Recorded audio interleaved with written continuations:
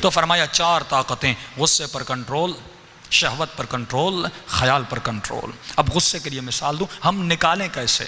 اس کی ٹرک کیا ہے، اس کا طریقہ کیا ہے؟ دیکھیے، ہر وہ انسان، جتنے بھی آپ کے ایموشن اور جذبات ہیں، آپ غصے میں آتے کیوں ہیں؟ پہلے یہ دیکھیے، آپ کے غصے کے آنے کے پیچھے ایک عقیدہ ہے، تبھی آپ غصے میں آتے ہیں۔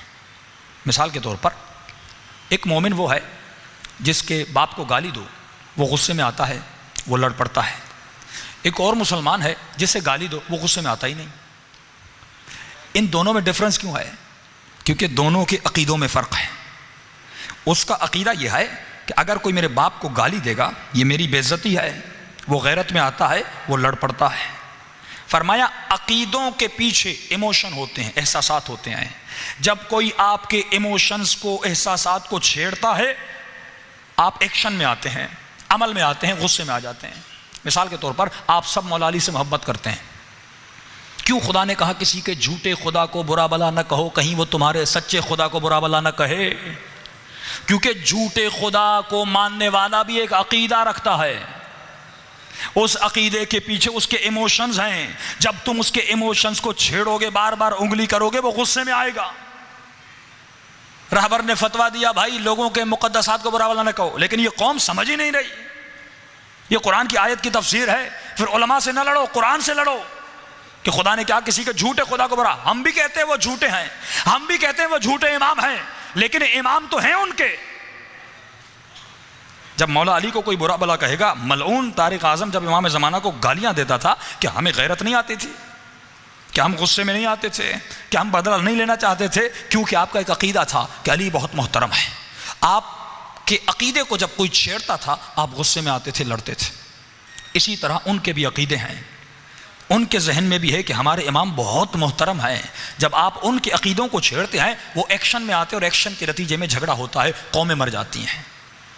اب امام فرماتے ہیں اگر اپنے غصے کو ختم کرنا چاہتے ہو تو اپنے عقیدے کو بدلو۔ عقیدہ بدلے گا، ایموشن بدلیں گے، ایموشن بدلیں گے، ایکشن بدلے گا۔ ہاں، ہمارے ایک استاد ہیں، مثال دوں، ان کا نام ہے عثمان،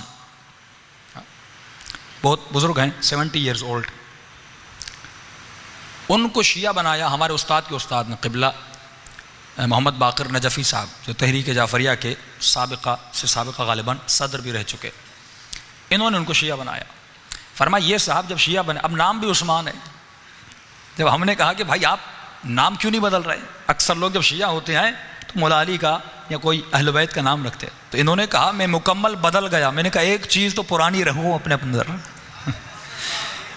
ہر چیز میں نے بدلی، لیکن میں نے کہا مجھے یاد تو رہے کہ کسی زمانے میں کیا تھا اور آج کیا ہوں، اپنے کل کو یاد رکھنا چاہتا ہوں۔ تو ان کا جب اس مذہب میں تھے تو ان کا عقیدہ الگ تھا۔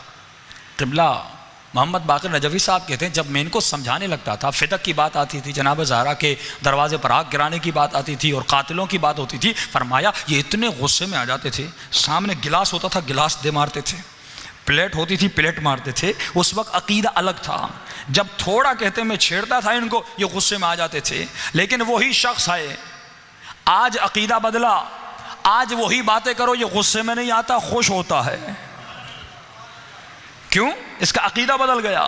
عقیدے کے ساتھ آپ کے ایموشن بدل جاتے ہیں۔ جناب مالک اشتر کے سینے پر کسی مومن نے مکہ مارا، فرمایا مالک سر جھکاتے ہوئے مسجد کی طرف چلے گئے۔ اس شخص کو کسی نے کہا کہ بدبخت وائے ہو تم پر، تم نے کسے مکہ مارا؟ یہ علی کے لشکر کا جنرل ہے۔ ہاں، پاکستان میں کسی فوجی کو مکہ تو مار کے دکھائیں۔ ہاں، وہ ڈر گیا کہ بھائی فوجی ابھی آئے گا، گرفتار کر کے لے جائے گا۔ میں نے کسے مارا؟ پتہ نہیں تھا، لا علمی میں مارا۔ کہا کہاں ہے کہاں ہے؟ کہا ابھی مالک کی نماز کا وقت ہے، وہ گیا ہے مسجد میں۔ اس نے کہا بھائی جنرل کو مکہ مارا ہے، یقیناً وہ کچھ لوگ لے کر آئے گا، مجھ سے بدلا لے گا۔ کسی پولیس والے کو آپ تھوڑا بہت کہہ دیں، آپ جیل ہو جاتی ہے آپ کو، لیکن اسے کیا پتا یہ فوجی علی کا ہے، یہ غلام علی کا ہے، کردار بھی علی جیسا ہے۔ ایک مرتبہ دوڑتا ہوا مسجد گیا، دیکھا مالک نماز پڑھ رہے ہیں، فرمایا مالک کی نماز ختم ہوئی، یہ آگے بڑھا کہ مالک کو کہے مالک معاف کریے گا، میں آپ کو جانتا نہیں تھا۔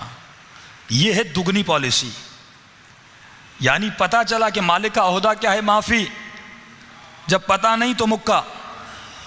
یہ منافق انسان ہے، منافق کی نشانی ہے کہ ہمیں پتہ چلے کہ فلاں صاحب سے مجھے کچھ ملے گا، السلام علیکم قبلہ صاحب کیسی طبیعت ہے، خیریت سے ہیں، لیکن پتہ چلے اس سے کچھ ملنے والا نہیں، ہمیں سلام بھی نہیں کرنا، سلام علیکم، یعنی ملنے جلنے میں بھی منافقت، کسی کو سلام کرنے میں منافقت۔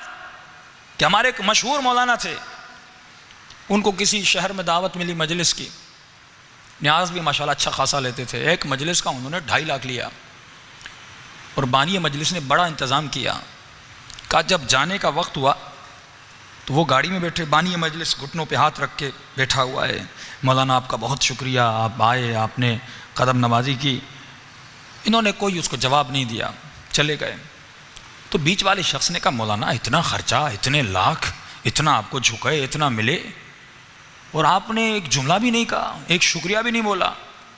انہوں نے کہا کہ انہوں نے مجھے میری خاطر نہیں بلایا، میرے نام کی خاطر بلایا ہے، کیونکہ میرا نام مشہور ہو گیا، نام نکل آیا، یہ نام کی خاطر بلا رہے ہیں۔ فرمایا میں وہی تھا، پہلے بھی آتا تھا، یہ مجھے دعوت نہیں دیتے تھے، میں ان سب کو جانتا ہوں، یہ نام کے پجاری ہیں، جب نام نکل آتا یہ لوگ پیچھے لگتے ہیں۔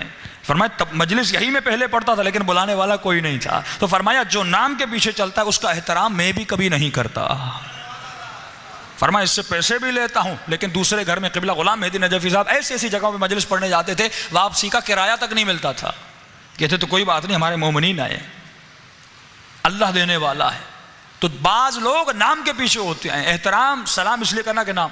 یہ بیٹھ گیا مالک اشتر سے معافی مانگنے کا، جیسے مالک کی نماز ختم ہوئی مالک سجدے میں چلا گیا۔ کہتا ایک مرتبہ مالک نے رو رو کر کہا پروردگارا، جس شخص نے مجھے آج مکہ مارا میں نے اس کی غلطی کو معاف کیا، تو مالک اشتر کی غلطیوں کو معاف کر دے۔ یہ کردار علی والے کا ہے، خدا میں نے اپنے جس نے میرے ساتھ برائی کی، وَلْيَعْفُوا وَلْيَصْفَحُوا، اے مومن بخشنا سیکھو، معاف کرنا سیکھو، دل سے بغض و نفاق کو نکالنا سیکھو، ایسا دل بناؤ جیسا مالک اشتر کا دل ہے۔ یہ مقام رضا الگ موضوع ہے۔ فرمایا بعض لوگوں نے اپنے غصے پر کنٹرول کیا۔ کل میں نے مثال دی مولا علی کے چہرے پر جو لعاب دہن پھینکتا ہے مولا علی اتر جاتے ہیں۔ یہ ضبط بتا رہا ہے کہ مولا بتانا چاہتے ہیں علی کا اپنے غصے پر کتنا کنٹرول ہے۔ وہ علی جو اشارہ کریں کائنات تہس نہس ہو جائے، لیکن مولا کی زوجہ کی کمر پر دروازہ گرایا جاتا ہے، لیکن مولا کنٹرول کرتے ہیں کہ اہل بیت اپنے غصے پر کتنا کنٹرول کرتے ہیں۔ ایران کے ایک مولانا تھے، امام خمینی کے دوست تھے، ان کی بیوی بڑی بد اخلاق تھی، ہمیشہ ان کے ساتھ بدتمیزی بے احترامی کرتی تھی۔ اکثر مومنین کی بھی شکایت آتی ہیں کہ اولاد بد اخلاق ہے، بیوی بد اخلاق ہے، شوہر بد اخلاق ہے۔ تو ان کے بھائی ہمیشہ کہتے تھے جب آپ کی بیوی اتنی بد اخلاق ہے آپ ان کو طلاق کیوں نہیں دیتے؟ یہ مسکراتے تھے، ہنستے تھے۔ ایک مرتبہ انہوں نے امام خمینی اور چند اور علماء کو اپنے گھر میں بلایا، بیوی کو کہا چائے بناؤ۔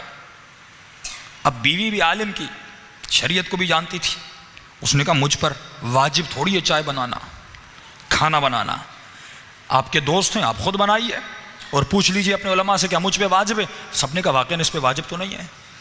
ہاں اب کیا کرتا؟ ہاں یہ بات یاد رکھیے، شوہر حاکم ہے، کھانا بنانا واجب نہیں، چائے بنانا واجب نہیں، لیکن اس کے حکم کی تعمیل کرنا واجب ہے۔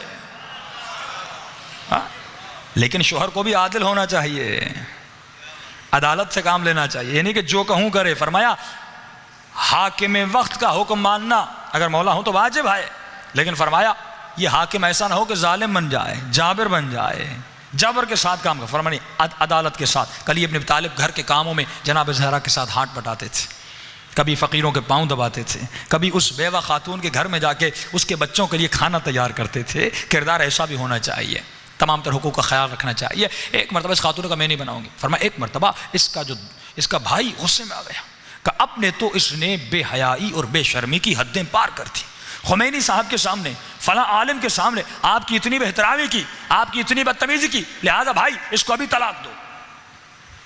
یہ مسکرا رہے تھے۔ انہوں نے کہا آپ میں تو غیرت ہی نہیں، میں غصے کے مارے مارا جا رہا ہوں، اور آپ مسکرائے جا رہے ہیں. انہوں نے کہا میرے بھیا جان مسئلہ یہ ہے آپ کا عقیدہ الگ ہے میرا عقیدہ الگ ہے. آپ کا عقیدہ یہ ہے بیوی برا بلا کہے تو بے عزتی ہو جاتی ہے. میرا عقیدہ یہ نہیں. میرا عقیدہ علی کے فرمان والا عقیدہ ہے کہ میرے مولا فرماتے اگر شوہر یا بیوی بہترامی کرے بدتمیزی کرے اور شوہر اس کی بہترامی پہ صبر کرے, جب یہ مر جائے گا نام اعمال میں لکھا جائے گا یہ شہید ہو کر دنیا سے چلا گیا. کہا وہ عذاب قبر جمع کر رہی ہے میں شہادت کا رتبہ جمع کر رہا ہوں. تو مجھے تو خوشی ہو رہی ہے, میں غصے میں کیوں آؤں.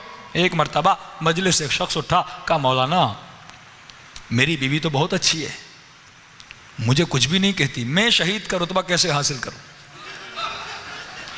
ہاں مجھے تو کچھ بھی نہیں کہتی, چائے کہتا ہوں چائے بنا کے دیتی ہے, ایکسٹرا آرڈنری چائے بنا دیتی ہے, تو میں کیسے کماؤں. تو آئے مظاہری فرمائے اگر بیوی اچھی ہے شکر کرو, شکر ایمان کا آدھا حصہ. اگر بیوی بری ہے تو صبر کرو, صبر بھی ایمان کا آدھا حصہ. دونوں کرو گے ایمان میں ہی رہو گے. صلوات پڑھے محمد و آل محمد.